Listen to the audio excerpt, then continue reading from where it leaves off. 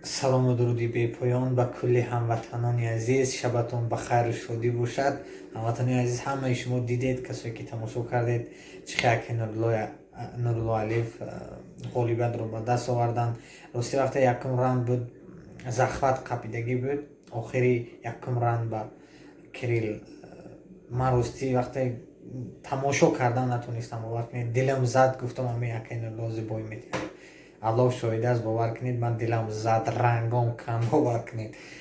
вақте зангулая задан якум раунд тамом шуд, ман аз хурсандӣ намедонам, хурсанд шудам хеле ва медонистам ки иншоалло аки Нурулло Алиев мебарад. мо сидқан аз таҳти дил акай Нуруллоя, мухлисои акай Нуруллоя, ҳама ҳамватаноя табрик мекунам. худо кунад ки ҳамеша парчами ҷумҳурии Тоҷикистон парафшон бошад, ба эсои ҷумҳурии Тоҷикистон дастонашон боло бошад. мо ҳамватанони азиз тоҷикистониён дар фикри якдигар бошем, дастгири якдигар бошем.